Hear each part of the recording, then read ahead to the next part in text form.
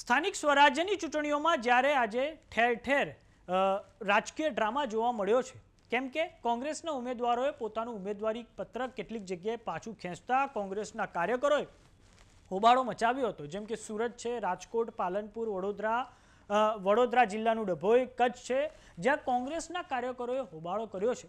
કોંગ્રેસનો આક્ષેપ છે કે ભાજપ અને પોલીસ દ્વારા અમારા ઉમેદવારોને ડરાવવા અને ધમકાવવામાં આવ્યા છે અને આ પછી તેમને ઉમેદવારી પત્રક પરત ખેંચવા માટે ખૂબ મોટું દબાણ કરવામાં આવ્યું છે.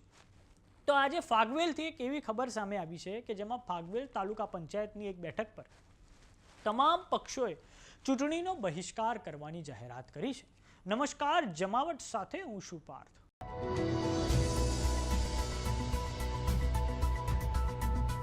26મી એપ્રિલે સ્થાનિક સ્વરાજ્યની ચૂંટણીઓ માટે મતદાન થવાનું છે, ત્યારે ઉમેદવારી ફોર્મ ભરાયા બાદ આજે ફોર્મ પરત ખેંચવાનો છેલ્લો દિવસ હતો.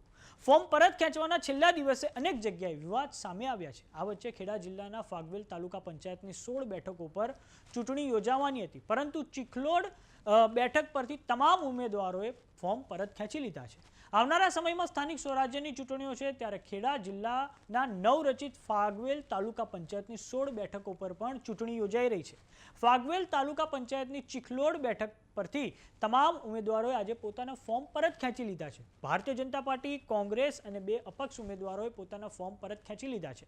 નવા સીમાંકન પછી ચિખલોદ ગામનો કપડવંશથી ફાગવેલ તાલુકામાં સમાવેશ કરવામાં આવ્યો હતો, જેનો લોકો હવે વિરોધ કરી રહ્યા છે. હવે આ વિરોધ ચૂંટણીમાં પણ જોવા મળ્યો છે. ચિખલોડ બેઠક પરથી દરેક ઉમેદવારોએ પોતાના ફોર્મ પરત ખેંચી લીધા છે. ફોર્મ પરત ખેંચવાના છેલ્લા દિવસે ભાજપના ઉમેદવાર ભાવનાબેન પરમાર, કોંગ્રેસના ઉમેદવાર સોનલબેન પરમાર, અપક્ષ ઉમેદવાર ઈલાબેન શર્મા અને ધ્રુમાબેન શર્માએ પોતાના ફોર્મ પરત ખેંચી લીધા હતા અને ફાગવેલ તાલુકા પંચાયતની ચિખલોડ બેઠક પર 26મી એપ્રિલે હવે મતદાન યોજાવાનું છે. પરંતુ લોકોમાં જોવા મળેલા રોષ બાદ ચારેય ઉમેદવારોએ પોતાના ફોર્મ પરત ખેંચી લેવાનો નિર્ણય લીધો છે અને હવે આ બેઠક પર કોઈ ઉમેદવાર નથી. તેવામાં આગામી સમયમાં રાજ્યનું ચૂંટણી કમિશન શું નિર્ણય લેશે તે જોવાનું રહેશે.